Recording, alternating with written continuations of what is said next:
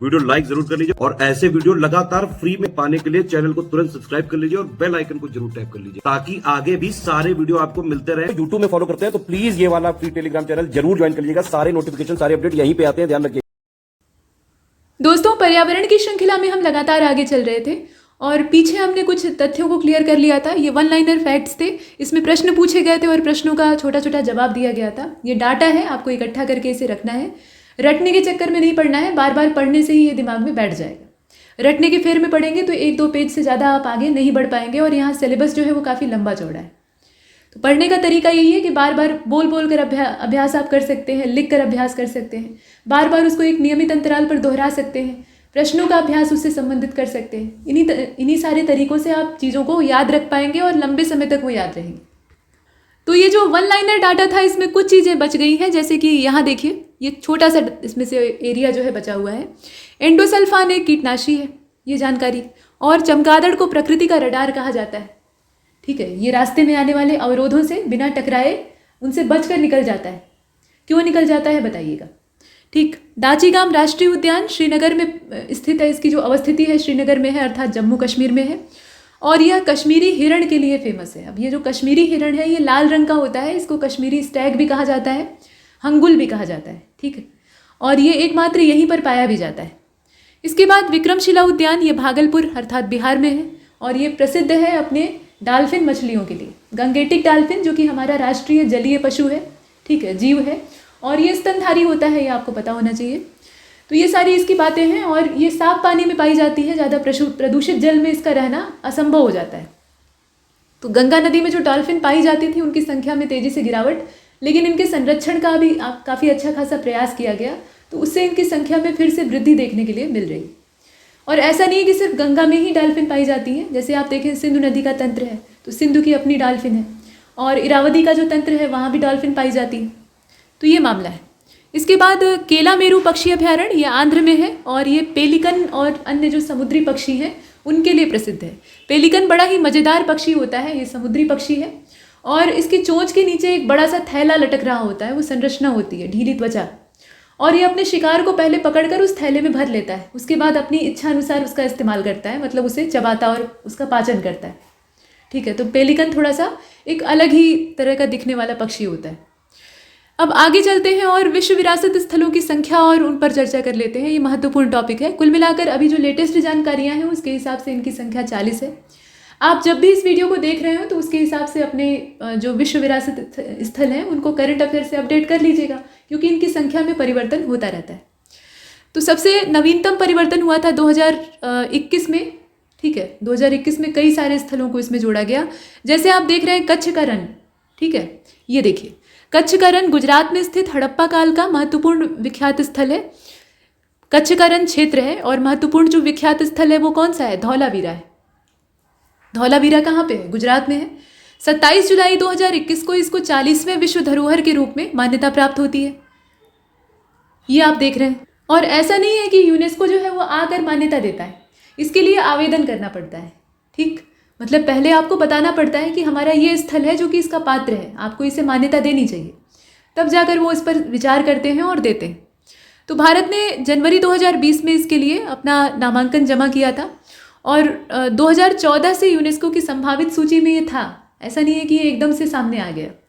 और हड़प्पाकालीन नगर है धौलावीरा और एशिया, मतलब दक्षिण एशिया विशेष तौर पे, तो वहाँ पर महत्वपूर्ण जीवन स्थलों में से एक है। 3री शताब्दी ईसा पूर्व से लेकर जो 2री शताब्दी ईसा पूर्व के बीच का इतिहास है वो यहाँ से साक्ष्यों के रूप में प्राप्त होता है। बाकी पानी निकासी की व्यवस्था और तमाम जो एक सुनियोजित नगर प्रणाली में होनी चाहिए वो सब हमें धौलावीरा में दिखाई देती है। इसके बाद भारत का 39वां विश्व धरोहर स्थल, मतलब इससे थोड़ा सा पहले वाला, तो ये था 25 जुलाई 2021 को डिक्लेयर हुआ। 27 को धौलावीरा को मान्यता मिलती है, 25 को मान्यता मिलती है रुद्रेश्वर रामप्पा टेम्पल को। ठीक, और ये तेलंगाना के वारंगल में पड़ता है, पालमपेट नाम की जगह है वहाँ पर, और यूनेस्को की विश्व धरोहर सूची में इसको शामिल किया गया। तो ये दोनों जो हैं ये लेटेस्ट हैं, 2021 के हैं और सभी इससे पीछे वाले हैं। थोड़ा सा रुद्रेश्वर रामप्पा टेम्पल जो है इसके बारे में जानकारी प्राप्त कर लेते हैं। सबसे पहले तो आपको पता होना चाहिए कि ये किसका मंदिर है। तो आपको इसे पढ़कर क्या लगता है? रुद्रेश्वर रामप्पा टेम्पल। रुद्र किसको कहा जाता है? भगवान शिव को, लेकिन यहाँ तो राम भी दिखाई दे रहे हैं। तो बताइएगा जरा ये कौन से डाइटी हैं, यानी कौन से भगवान जी हैं। तो अब तक की एक और ऐतिहासिक उपलब्धि है ये, और तेलंगाना राज्य का जो वारंगल है उसके पास मुलुगु जिला है और पालमपेट नाम की जगह है, तो रुद्रेश्वर मंदिर वहीं पर है। विश्व धरोहर में शामिल किया गया, तारीख आप पीछे देख ही चुके हैं। और 13वीं शताब्दी, यहाँ देखें आप, रामप्पा मंदिर जो है ये 13वीं शताब्दी का अभियांत्रिकी चमत्कार है। दक्षिण भारत और उत्तर भारत में भी जो मंदिर निर्माण होता है ना, उसमें हिंदू मंदिरों में आप देखेंगे कि वैज्ञानिक पद्धतियों का इस्तेमाल करके उन मंदिरों को बनाया गया है। सब में कुछ न कुछ विशेषताएं हैं जो कि आज के समय में लोगों को निरुत्तर कर देती। तो ये अभियांत्रिकी चमत्कार है और इसका नाम इसके वास्तुकार रामप्पा के नाम पर रखा गया था। तो एक चीज़ तो यहाँ से क्लियर हो जाती है कि रामप्पा जो इसमें शब्द है वो भगवान राम से नहीं बल्कि इसके वास्तुकार से जुड़ा हुआ है। अब आप बता सकते हैं कि ये किसका मंदिर है, ठीक है, और आप जानते भी होंगे। तो इस मंदिर को सरकार के द्वारा 2019 के लिए यूनेस्को के विश्व धरोहर स्थल के रूप में नामांकन के तौर पर प्रस्तावित किया गया था। ये एकमात्र नामांकन था, लेकिन इसको मान्यता मिलती है बाद में 2021 में। तो कुल मिलाकर 40 विश्व धरोहर स्थल हैं, यानी कल्चरल साइट्स हैं। और कौन कौन सी हैं, किस राज्य में पड़ती हैं, ये आपको मालूम होना चाहिए। तो देखिए इसमें ध्यान से, under protection of archaeological survey of India 22 इसमें है, मतलब भारतीय पुरातत्व सर्वेक्षण के द्वारा संरक्षित जो है उनकी संख्या टोटल 22 है। पहला इसमें है आगरे का किला, उत्तर प्रदेश में है। अजंता की गुफाएं महाराष्ट्र में है। एलोरा की जो है वो भी महाराष्ट्र में है। ताजमहल आपका आगरा यानी उत्तर प्रदेश में है। महाबलीपुरम के जो स्मारक है वो तमिलनाडु में है। और कोणार्क का सूर्य मंदिर जो कि अपने आप में एक अजूबा है, ठीक, तो ये ओडिशा में है। आगे चलते हैं, यहाँ देखिए गोवा का जो गिरजाघर है और वहाँ के कॉन्वेंट, तो ये गोवा में है, बताने की आवश्यकता ही नहीं है। फतेहपुर सीकरी है आपका उत्तर प्रदेश में है। हम्पी के स्मारक कर्नाटक में है। खजुराहो के मंदिर मध्य प्रदेश में है। एलिफेंटा की गुफाएं महाराष्ट्र में है। तंजावुर में जो गंगैकोंड चोलपुरम और दरसुरम के प्रसिद्ध चोल मंदिर हैं जो कि चोल राजाओं के द्वारा बनवाए गए थे, ये तमिलनाडु राज्य में है, ठीक है, इन्हें याद रखिएगा। और पडक्कल के स्मारक ये कर्नाटक में है। सांची की बौद्ध स्मारक मध्य प्रदेश में है। हुमायूं का मकबरा ये दिल्ली में है। और कुतुब मीनार और उससे जुड़े हुए बहुत सारे छोटे छोटे स्मारक हैं, ये दिल्ली में है। भीमबेटका के जो रॉक शेल्टर्स हैं ये मध्य प्रदेश में है। ये मध्य पाषाण कालीन है, ध्यान दीजिएगा। और गुफा चित्र यहाँ से प्राप्त होते हैं। चंपानेर पावगढ़ पुरातात्विक पार्क ये गुजरात में है। लाल किला परिसर जो है ये दिल्ली में है। राजस्थान के कुछ बहुत सारे दुर्गम किले हैं। वैसे तो दुर्गम दुर्गों के लिए जाना जाता है महाराष्ट्र। दक्कन की पठारी क्षेत्र या पठारी अवस्थितियों में जो दुर्ग वहाँ बने हुए हैं या किले बने हैं वो प्राकृतिक संरचना को आधार बना के बनाए गए। ऐसा नहीं है कि बाहर से पत्थर मंगवा के समतल जमीन पे उन्हें बनाया गया है। पहाड़ों पर ही उन्हें विकसित ही किया गया है। उनकी संरचना ऐसी है, जैसे हरिहर फोर्ट को आप देखते हैं, और वैसे कई सारे किले। तो कोई दुश्मन चाह के भी वहाँ पे पहुँच नहीं सकता है या आक्रमण नहीं कर सकता। तो राजस्थान वाले जो है वो भी कुछ कम दुर्गम नहीं है। जैसे कुंभलगढ़ का किला है, ये भी काफ़ी ज़्यादा ऊंचाई पर है और दुर्गम है। उसी प्रकार से जैसलमेर और रणथंभौर भी है। आमेर और गागरोन जो है इनमें भी आप दुर्गमता तो देखते हैं लेकिन उतनी नहीं है। आमेर और गागरोन के किले जो हैं ये राज्य पुरातत्व विभाग जो राजस्थान का है उसके द्वारा संरक्षित है। इसके बाद रानी का स्टेपवेल है। रतन की बाग पाटन ये गुजरात में है। और बिहार में नालंदा महाविहार ही है। ये नालंदा विश्वविद्यालय था, एक समय इसको जला दिया गया था मध्यकाल में बख्तियार खिलजी के द्वारा। और यहाँ जो अमूल्य किताबें रखी गई थी, संरक्षित की गई थी, सब नष्ट हो जाती हैं। तो ये एक स्थल है। इसके बाद रेलवे मंत्रालय के द्वारा संरक्षित कुल 2 क्षेत्र हैं, जिसमें कि एक तो छत्रपति शिवाजी टर्मिनल है। पहले इसका नाम विक्टोरिया टर्मिनल था, बाद में अभी ज़्यादा समय नहीं बीता है, इनका नाम परिवर्तित किया जाता है, महाराष्ट्र में है। और भारत की पर्वतीय रेल दार्जिलिंग 1999 में और नीलगिरी वाली जो है वो 2005 में। ये पश्चिम बंगाल, तमिलनाडु और हिमाचल प्रदेश के लिए है। तो इसे संरक्षित किया गया है रेल मंत्रालय के द्वारा।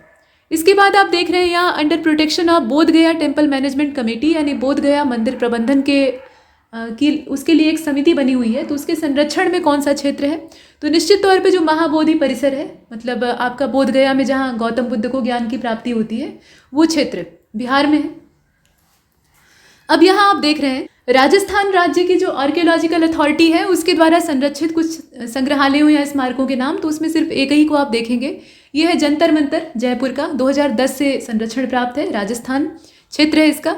ली कार्बूजियर की जो वास्तुकला है, इनका जो स्थापत्य है और आधुनिक स्मारकों में योगदान है, उसके लिए उदाहरण है चंडीगढ़ शहर। नगर निर्माण योजना यहाँ बेजोड़ है ना। तो इसे चंडीगढ़ प्रशासन के द्वारा संरक्षित किया गया है, मतलब शहर का संरक्षण, कुल मिलाकर बात वही है। तो शहर ही छोटा सा है, संरक्षण आसान है। अगर बड़ा शहर होता या बड़ा प्रदेश होता तो फिर मुश्किल होता। इसके बाद आप देख रहे हैं under protection of Ahmedabad municipal corporation. तो इसके द्वारा अहमदाबाद का जो ऐतिहासिक शहर है ये एकमात्र गुजरात में संरक्षित है। और मुंबई का जो Victorian art and deco ensemble है ये महाराष्ट्र सरकार के द्वारा संरक्षित है, जबकि जयपुर सिटी ये राजस्थान सरकार के द्वारा संरक्षित है। इसके बाद 7 इसमें नेचुरल साइट्स हैं। ये तो हमने इमारतों की बात की, ठीक है। अभी 7 जो है वो नेचुरल साइट है। कौन कौन सी हैं? और ये सभी जो नेचुरल साइट है, ऑब्वियस सी बात है, मतलब सामान्य बात है कि पर्यावरण, वन और जलवायु परिवर्तन मंत्रालय जो है उसी के द्वारा इनको संरक्षण प्राप्त है। तो इसमें काजीरंगा है सबसे पहले, ये असम में है। एक सींग वाला गैंडा यहाँ पाया जाता है और इसकी जनसंख्या इतनी तेज़ी से कम होती गई है कि ये सिर्फ यहीं पर पाया जाता है। तो ये असम की शान है। इसके बाद केवलादेव है, राजस्थान का है। मानस वन्यजीव अभयारण्य ये भी असम का है। सुंदरबन आपका वेस्ट बंगाल का है, 24 परगना। और नंदा देवी और वैली ऑफ फ्लावर, ठीक है, ये दोनों फूलों की घाटी और नंदा देवी ये दोनों उत्तराखंड के हैं। पश्चिमी घाट आपका फैला हुआ है कई सारे राज्यों में, शुरुआत महाराष्ट्र से, उसके बाद कर्नाटक, केरल, तमिलनाडु, सारे राज्यों को ये कवर करता है और ये बहुमूल्य प्राकृतिक धरोहर का क्षेत्र है। इसके बाद ग्रेट हिमालयन राष्ट्रीय उद्यान ये आपका हिमाचल में है। ये सब प्राकृतिक धरोहरें हैं। और कुछ मिश्रित स्थान हैं। अब मिश्रित स्थानों में दोनों ही चीज़ें, जैसे कंचनजंगा राष्ट्रीय उद्यान ये सिक्किम में है। तो ये सब हमने देखा और 2 बाद में जोड़े गए हैं। तो इसमें आप देख रहे हैं रुद्रेश्वर रामप्पा टेम्पल को और कच्छ का रण क्षेत्र जो है वहाँ पे धौलावीरा को। अब इसके बाद यहाँ से मामला फिर बदल गया है। हम भारतीय उत्सर्जन मानकों को देखेंगे। ये मानक कौन कौन से हैं? तो इसमें वही BS1, BS2, जैसे आप वाहनों पे लिखा देखते हैं ना कि भारत स्टेज कौन सी है, तो इनका नाम, समय, क्षेत्र ये सब देखने की आवश्यकता है।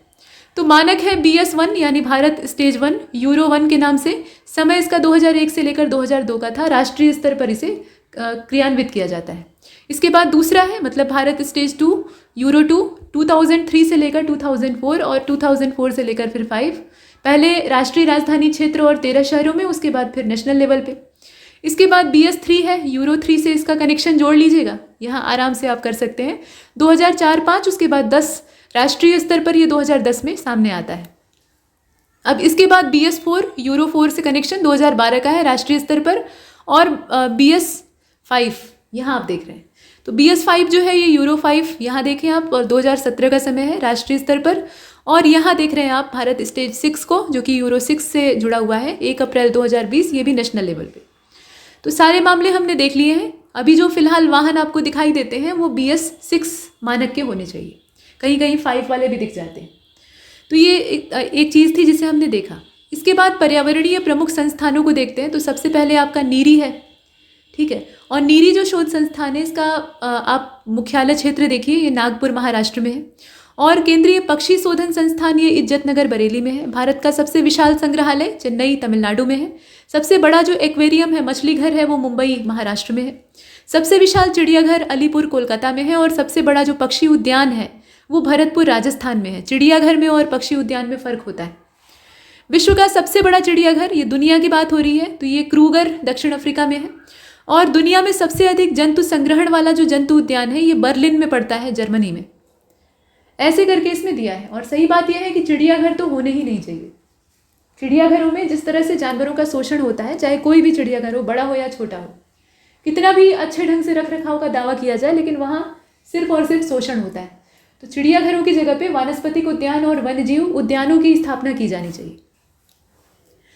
अब इसके बाद हम ग्रीन हाउस गैसेस की तरफ चलेंगे। आजकल गर्मी बढ़ती जा रही है, लगातार पृथ्वी का जो औसत तापमान है वो बढ़ता जा रहा है। सिर्फ गर्मी के मौसम की बात नहीं है, अगर एवरेज टेम्परेचर भी हम देखें तो तेज़ी से इसमें ग्रोथ हो रही है। और अंटार्कटिका और आर्कटिक क्षेत्र में जो ग्लेशियर हैं उनकी बहुत बुरी दशा है। अभी हाल फिलहाल में बर्फ़ में ड्रिल करके वैज्ञानिकों ने ये जानना चाहा कि बर्फ़ की जो थिकनेस है, जो एक सदियों से जमी हुई बर्फ़ है, उसकी थिकनेस कहाँ तक है, कितनी रह गई है। और अंदर से हम बर्फ़ निकाल कर उस समय जब बर्फ़ का जमाव हुआ होगा कई युग पीछे, तो उस समय की परिस्थितियों को जान सकते हैं। तो पता लगा कि कुछ 100 मीटर नीचे खोदने पे ही उन्हें पानी मिल गया। बर्फ़ जो है वो स्थिर नहीं रह गई थी, नीचे से पानी वाली सतह उसमें आ गई थी। इसका मतलब है कि ग्लेशियर हमारे अनुमान से कहीं तेज़ पिघल रहे हैं, और तेज़ पिघल रहे हैं तो इसका नतीजा हम सभी जानते हैं। तो ये सारी बातें हैं। और इसमें ग्रीन हाउस गैसेस अपना अहम रोल निभाती हैं, आप जानते ही हैं।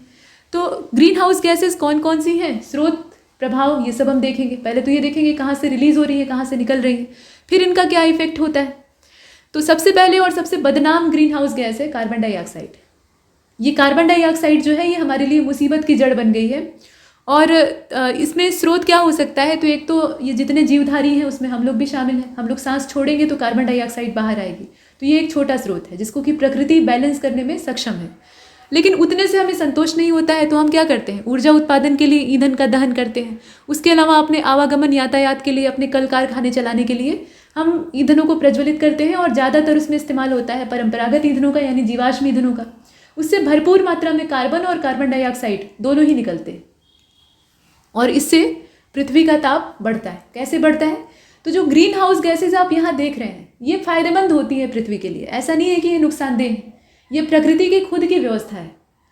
ये पृथ्वी के चारों ओर एक ऐसे कंबल, एक ऐसे ब्लैंकेट का निर्माण करती हैं जो कि पृथ्वी के संपूर्ण तापमान को खत्म नहीं होने देता। नहीं तो होता ये कि सूर्य का प्रकाश दिन में जितना प्राप्त हो रहा है पृथ्वी को, उतना ही रात में पृथ्वी वापस लौटा देती है अंतरिक्ष में। तो लेन और देन बराबर हो गया, जितना लिया उतना लौटा दिया, तो बचा क्या, जीरो। तो रात में पूरा बर्फ से ढक जाता है ना वो एरिया जहाँ पे सूर्य का प्रकाश नहीं पड़ रहा है। लेकिन ऐसा नहीं होता है, रात में बर्फ कहाँ जमती, तापमान एक औसत बना रहता है, सामान्य स्थिति यही है। तो उसके पीछे जिम्मेदार है यही गैसें। ये गैसों का आवरण जो है ना, ये कुछ मात्रा में टेम्परेचर और ऊष्मा को अपने अंदर फंसा लेता है। लेकिन जब अति होती है तो अच्छा नहीं होता। फिर ये गैसें जब ज़्यादा मात्रा में वहाँ उपस्थित हो जाती हैं, मतलब वायुमंडल में बनी रहती हैं, तो ये ज़्यादा मात्रा में अपने अंदर ऊर्जा और ऊष्मा को बचा कर रखती हैं, पार्थिव विकिरण को जाने नहीं देती हैं। तो जब ऊष्मा को ये अवरुद्ध कर लेंगी, जाने ही नहीं देंगी, तो वो गर्मी बढ़ाने का काम करेगी। और ये प्रवृत्ति सबसे ज़्यादा CO2 में पाई जाती है। तो यहाँ आप देख रहे हैं। और कार्बन मोनोऑक्साइड को देखिएगा, ये जहरीली होती है, ठीक है। ऊर्जा उत्पादन में जब ईंधन पूरी तरह से जल नहीं पाता, उसका आधा अधूरा दहन होता है, तो ये रिलीज होती है। और कोयले वाली जो भट्टियाँ हैं, अगर उनको आप बंद कमरे में ऐसे जला देते हैं तो अंदर विषैली गैस के तौर पे ये जो कार्बन मोनोऑक्साइड है, इसका सूत्र होता है CO। कार्बन डाइऑक्साइड का क्या होता है, CO2 होता है, इसका CO होता है। तो ये रिलीज होती है जो कि जानलेवा हो सकती है। दम घुटने से बहुत सारे लोग ऐसे मर जाते थे। तो ये सांस और फेफड़ों की समस्या उत्पन्न करती है, और रक्त के साथ, रक्त में जो हीमोग्लोबिन पाया जाता है उसके साथ ये अभिक्रिया करके ऑक्सी हीमोग्लोबिन बनाती है, जो कि जानलेवा हो जाता है।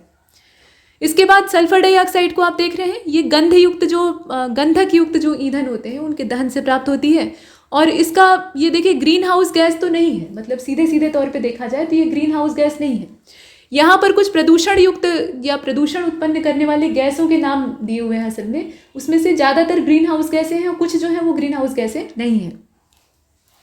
तो सल्फर डाइऑक्साइड जो है, तो नाइट्रोजन ऑक्साइड जो है, ये आप देख रहे हैं भट्टियों में ईंधन के जलने से प्राप्त होती है, और ताप वृद्धि ये करती है, और सांस से संबंधित जो रोग हैं वो इसकी वजह से हो जाते हैं। अब कुछ लोग यहाँ पर कहेंगे कि SO2 जो है वो ग्रीन हाउस गैस है, मैंने देखा है।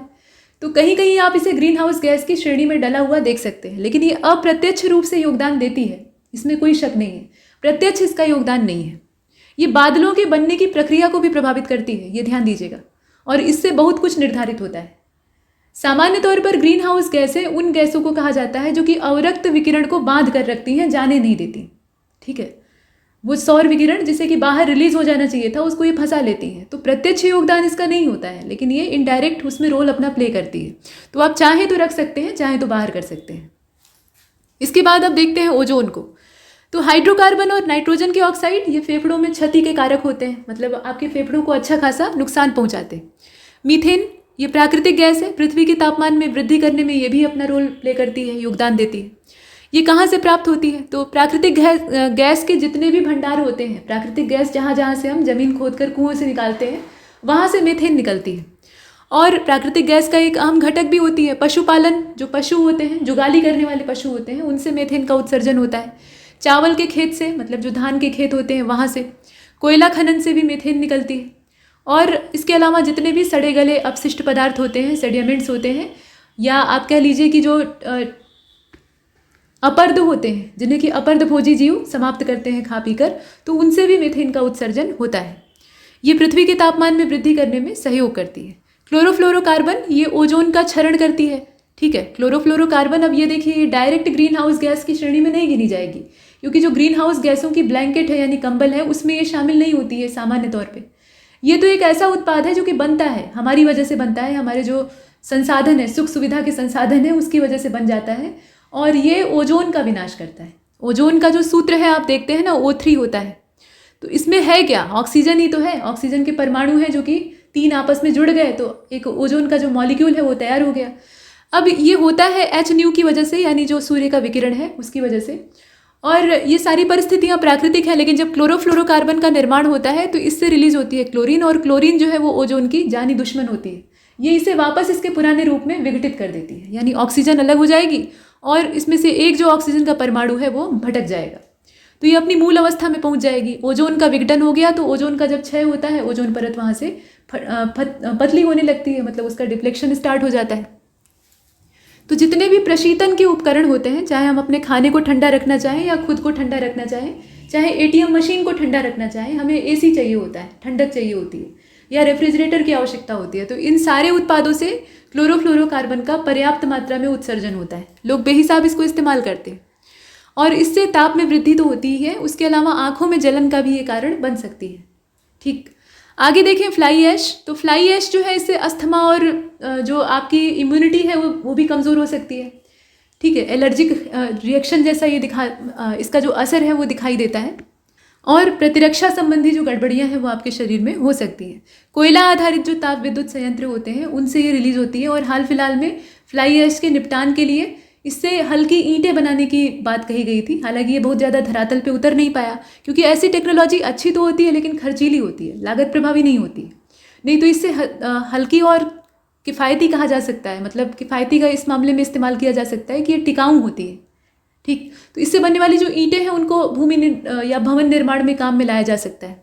तो ये इसका एक प्रोडक्ट तैयार हो सकता था जो कि इसका इस्तेमाल कर सके, नहीं तो ये ऐसे डंप की जाती है और नुकसान पहुँचाती है, और अत्यंत बारीक कण होते हैं तो वो सांस के साथ अंदर चले जाते हैं।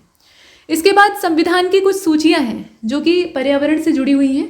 आप जानते ही हैं, संघ सूची है, राज्य सूची है, संवर्ती है, इसे हमने पॉलिटी में देखा था। अब यहाँ पर देखें इनके अंतर्गत कौन कौन से विषय हैं जो कि हमारे काम के हो सकते हैं पर्यावरण के संदर्भ में। तो सबसे पहले तो परमाणु ऊर्जा है। देखिए, परमाणु ऊर्जा जो है वो संघ सूची का विषय है, इस पर कानून बनाने का हक सिर्फ सेंट्रल गवर्नमेंट का होता है। इसके बाद खनिज स्रोत हैं, इस पर भी, प्रतिरक्षा के मामले में भी, अंतर्राष्ट्रीय मामलों में अंतर्राष्ट्रीय परिवहन, जहाजरानी, इसके अलावा मुख्य पोत पत्तन इत्यादि, बंदरगाह इत्यादि जो है उन सभी पर संघ सूची संघ सूची में ये दिए हुए हैं, मतलब संघ इन पे कानून बना सकता है।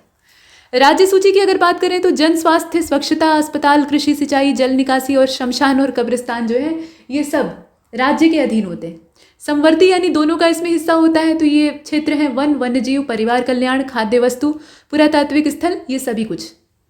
तो ये हमने सूचियों के अंतर्गत कुछ अपने काम के विषयों को देखा। अब अगला जो हमारा वीडियो होगा इस वाले में इतना ही। अगला जो हमारा वीडियो होगा उसमें हम रामसर साइट्स से स्टार्ट करेंगे। ये अच्छा टॉपिक है और इसमें हम देखेंगे कि कुल कितने रामसर स्थल हैं और इनसे संबंधित महत्वपूर्ण बिंदु क्या हो सकते हैं जानने योग्य, वो भी हम जानेंगे। तो इसमें इतना ही, तब तक के लिए नमस्कार।